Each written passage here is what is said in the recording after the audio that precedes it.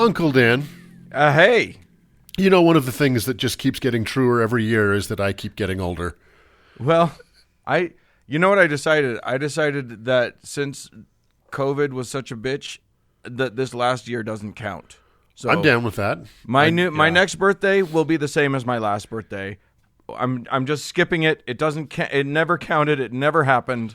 So I think I say that this year, you don't get older. Yeah, your next birthday is going to be like your 2 birthdays ago when you could actually have a celebration and right, exactly. There was something to look forward to. Yeah. Although I even though I'm claiming I didn't get any older, the color of my hair and the weight of my body are calling me liars. Well, and not only that for me, but my eyes.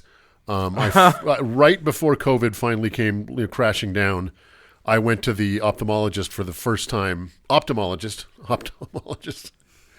For the first time in my life, and realized that I had been squinting a lot. So I got a pair of glasses right before COVID came down, and I have since bought myself a couple Warby Parker glasses, which I quite like. Yeah. But not all eyewear is as fashionable as your Warby Parkers and your not all eyewear is created equal, is it, guys? That's right. True. Yeah, it's true.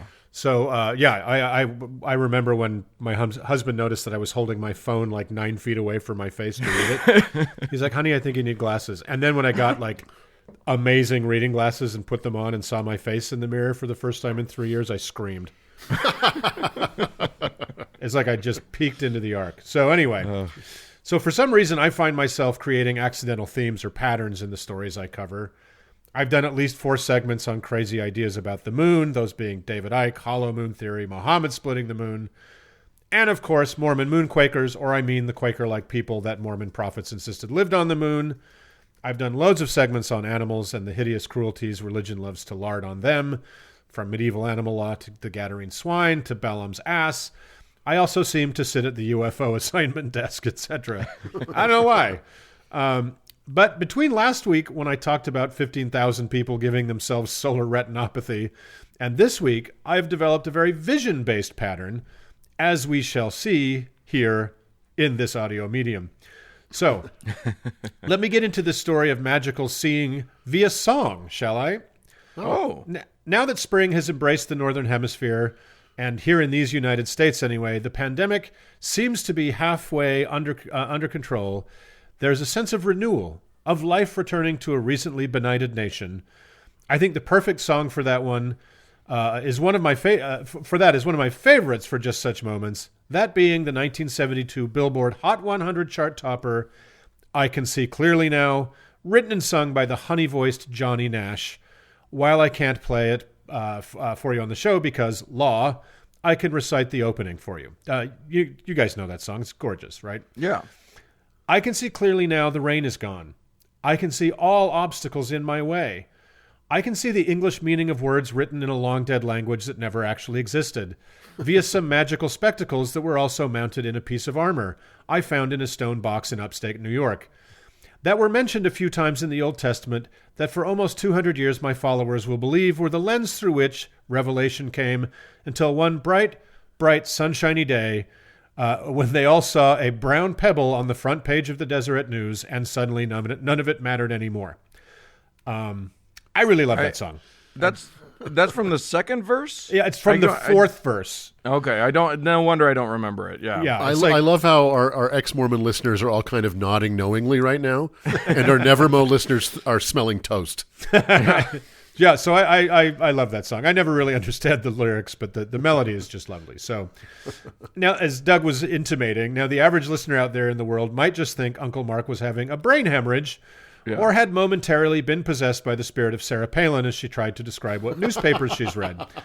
But for the Jewish biblical scholars in the audience and the large number of Exmos who join our weekly radio Sabbath, they will likely know that I am talking about the Urim and Thummim. That's right. Well, some of them do. Some of them don't.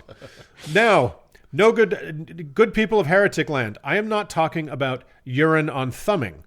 I am assured this is not an actual diagnosis, and my battery of doctors at the University of Phoenix Medical Center still can't figure out why I pee on my thumbs, but do continue to pray for a cure for me.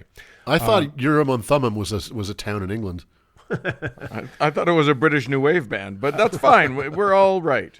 I speak of the Urim and Thummim, an odd pair of items, or maybe a grouping of items mentioned very much in passing a few times in the Old Testament before deciding to immigrate to New York State in the 1820s. Did you guys know? Do you remember them in the Old Testament? I do. Yeah. I remember them existing there. I think I had forgotten that they were in there, and I thought that it was just another one of the stupid terms that Joseph Smith made up. Anyway, let us gaze upon the rock. Let us gaze upon the rock in our hats, and begin with their Jewish origins briefly. Because the Urim and Thummim are mentioned so infrequently and barely described, there is very little agreement on what they may have looked like, or what they really even were. Some argue the meaning of the Hebrew words Urim and Thummim are lights and perfection, while others think the names mean cursed and faultless, and even guilty and innocent, right? Okay. Which None of this is helpful. It'll make sense in a second. So here are a couple of those very brief mentions of these items in ancient Jewish texts. From Exodus 28:30. In the breastpiece of judgment you shall put the Urim and the Thummim, and they shall be on Aaron's heart when he goes in before the Lord. Thus Aaron shall bear the judgment of the Israelites on his heart before the Lord continually. So that's a perfect description. Okay. Then from the book of Ezra 2:63. The governor told them that they were not to partake of the most holy food until there should be a priest to consult the Urim and Thummim. So no weasel for you until the guy shows up with whatever this thing is. A lot of scholarship and rabbinical thinking on the subject, including the medieval Jewish philosopher and Torah scholar Maimonides, are of the opinion that these objects were some sort of small discs or tiles concealed within the bejeweled ceremonial breastplate of a Jewish high priest. Again, according to Maimonides, the high priest would employ them when standing facing the Ark of the Covenant, while either a person seeking a divinely guided answer or someone thought to be guilty of a transgression stood behind him. The priest would then reach into the pouch under the breastplate and over his heart and pull out, supposedly at random or at divine random, either the Urim, meaning no or guilty, or the Thummim, meaning either yes or innocent. Or a rabbit, meaning ta-da! Or a try again later. Other thinkers on the subject make claims that the jewels on the breastplate would light up like traffic lights, spelling out an answer. But since there were only 12 jewels on the breastplate and 22 letters in the Hebrew alphabet, that's pretty dumb. Or even that the jewels would move around magically, divining an answer. So, sure. It's a Ouija board. It's exactly. But in any reading, the Urim and Thummim was pretty much a Semitic magic 8-ball, giving only yes or no answers from the super being who created everything. It's a form of what's called claromancy, which is using an object or objects to predict fate or divine will, like dice or casting lots or flipping a coin, etc. There's plenty of weird shit in the Old Testament. Just throw this on this same old pile and forget about it. Well, not so fast, Elder Uncle Mark. You have been found guilty of forgetting where this story gets really interesting before you were commanded by Temple Square to forget about this story entirely.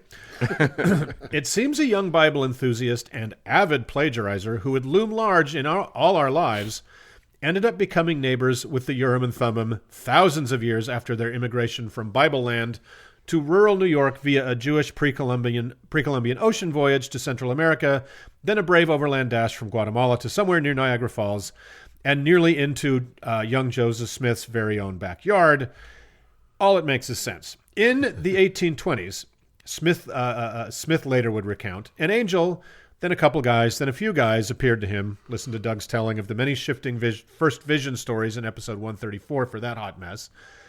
Told him that the Urim and Thummim, along with a big golden textbook the size of a car battery, therefore being very damned heavy, written in a language that never existed, a sword belonging to the bad guy in that book, who was murdered while asleep by the good guy in that very same book, and a huge armor breastplate to which the Urim and Thummim may or may not have been mounted. Depends on which official church version of them you go with. That all that were buried in a hillside near his home.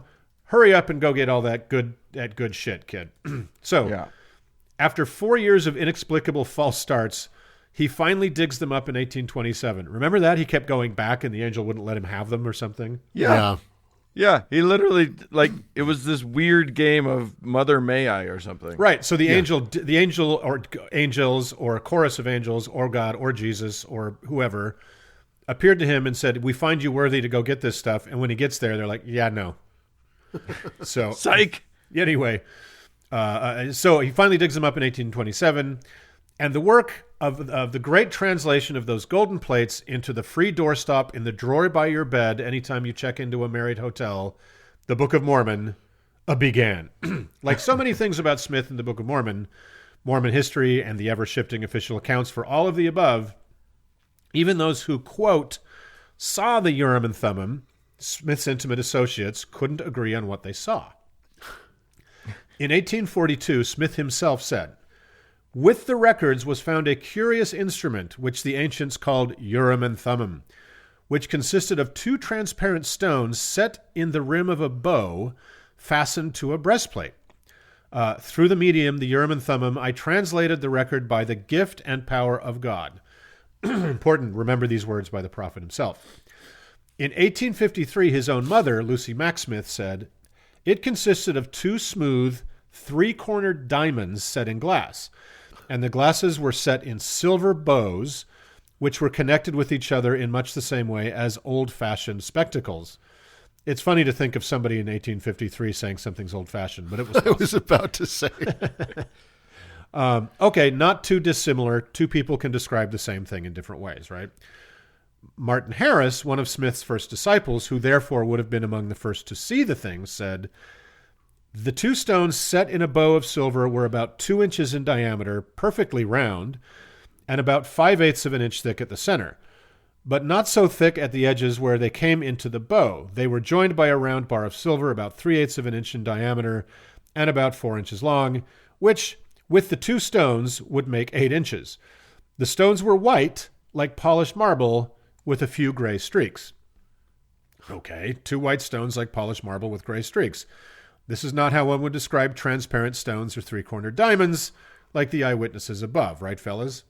Yeah. Starting to seem fishy. It's getting tricky. Getting trickier. J.W. Peterson, in a 1921 interview, recalled a discussion with Joseph's younger brother William in 1890. In it, he said, explaining the expression as to the stones in the Urim and Thummim being set in 2 rims of a bow, he said, a silver bow ran over one stone, under the other, around and over that one, and under the first, in the shape of a horizontal figure 8, much like a pair of spectacles. They were much too large for Joseph, and he could only see through one at a time, using sometimes one and sometimes the other. By putting his head in a hat or in some dark object, it was not necessary to close one eye while looking through the stone with the other. In that way, sometimes, when his eyes grew tired, he relieved them of the strain. He also said the Urim and Thummim was attached to the breastplate by a rod, which was fastened at the outer shoulder's edge of the breastplate and to the end of the silver bow.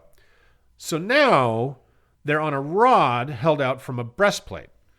I guess the high priest. I'm still trying to figure out what this bow is. Everybody's mentioning a bow, and I'm not. I'm confused. I think that probably was the name for the frame of an eyeglass, right? Oh. Like that's kind of how they described when he said it's like a figure 8. The bows make a figure 8 that hold the stones, right? So now they're on a rod held out from a breastplate. I guess the high priest would use them like a guitar player uses a harmonica on one of those hold out from your neck thingies. I don't even know what those are called. Am I the only one thinking this is getting ridiculouser and ridiculouser? Nope, you're not.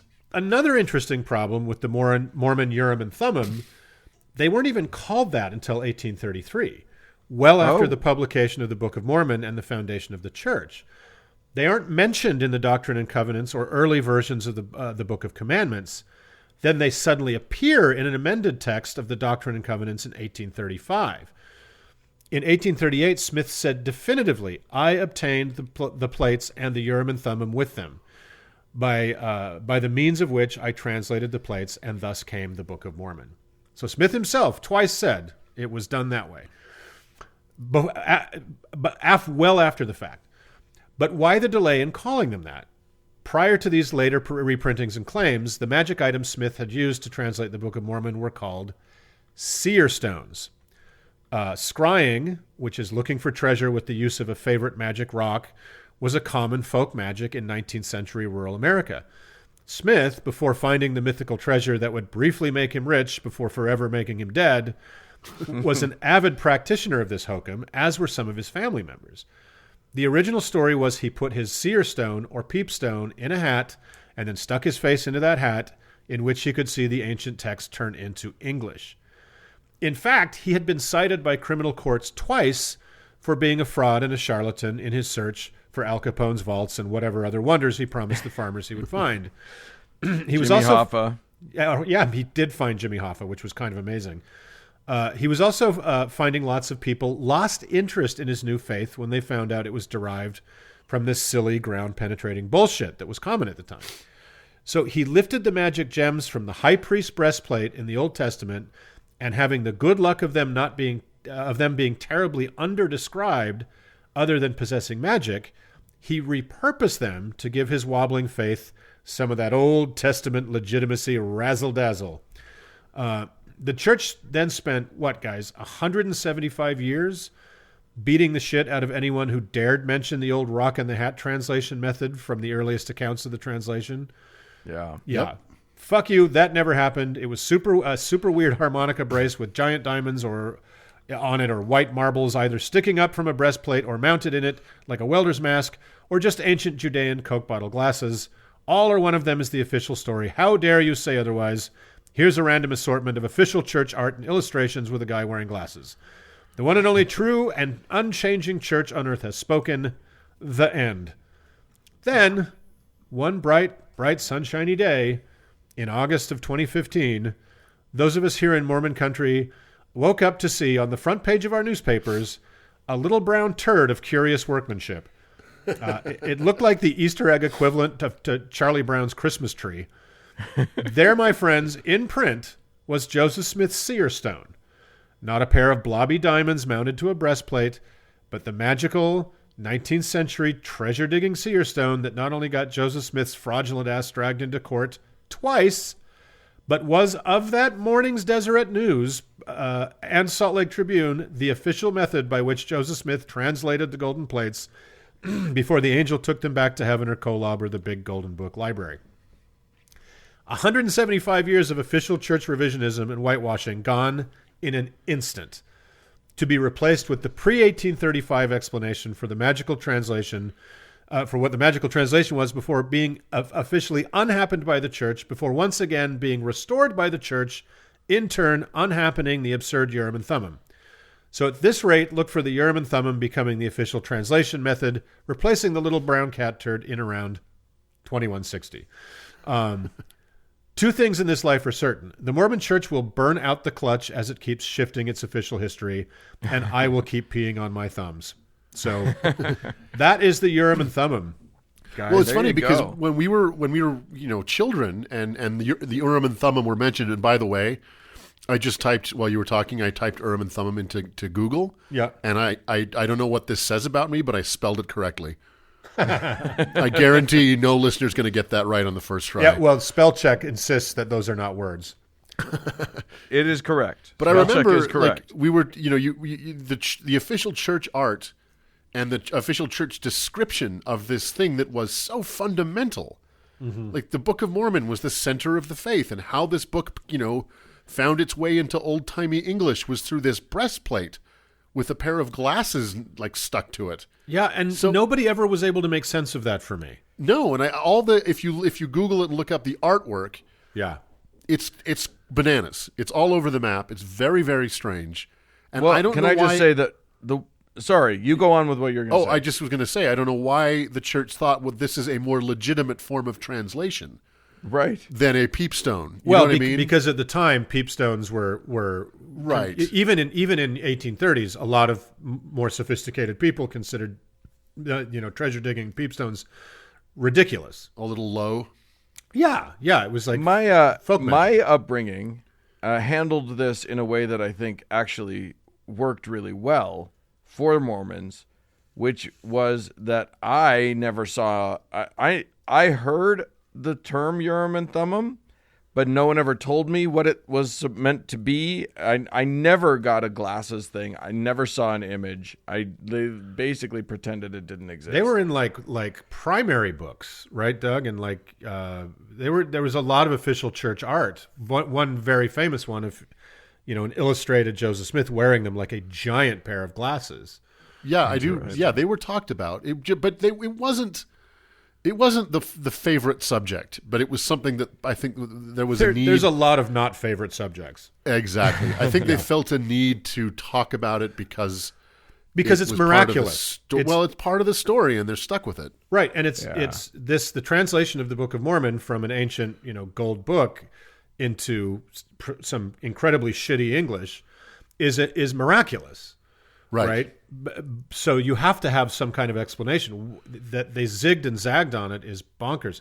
I have to say, as I was writing this, I'm kind of surprised no one has ever reworded the old Frosty the Snowman song for Joseph and his peepstone.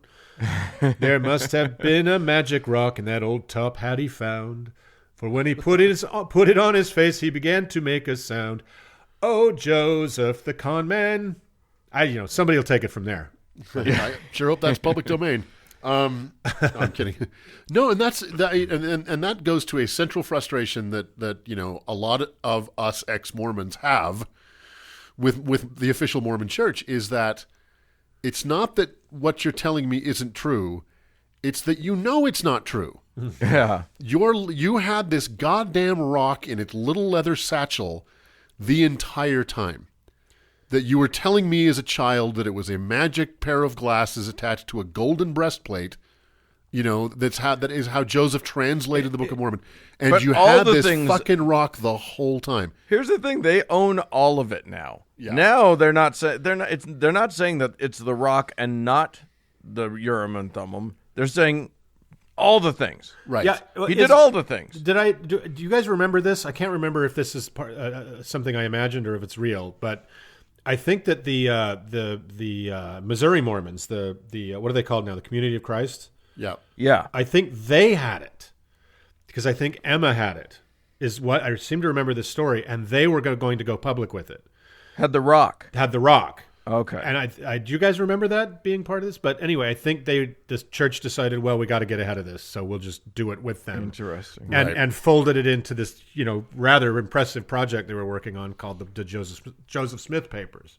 Right. Releasing a lot of things that had not been previously seen, right? Right, but oh my God. So the idea of these magic glasses makes a certain kind of sense because the golden plates had this language on them that Joseph didn't speak, this Reformed Egyptian, and he had to somehow translate those glyphs into English. Yeah. So a pair of glasses is like, okay, I get it. He looked through the glasses at the golden plates, and what he saw was English. It's stupid, but it has an internal consistency. Yeah, it has an explanatory value. So Joseph Smith is running through the forest with this brick of gold that weighs like 500 pounds. Yeah. Running from people who are trying to steal it from him, so he can translate that into English. It turns out that this story is now that he sat with his face in a fucking hat, looking at a little rock in there, and wasn't even looking at the golden plates. Yeah, the plates were not present. So why are the plates part of the story? It's like, because otherwise it's not a story about engine gold. Truly, yeah. So there you go. And by the way. The Old Testament references never speak of them having a visual component. Right. Right. The breastplate of the high priest had gems on it. You can see, they found these things as artifacts, but they weren't used to see anything. They were dice essentially, or how dare you. Dominoes. So it doesn't make a whole lick of sense, but here we are. Yeah. Happy 24th of July, everybody. All right. With that beauty in our minds, let's move on.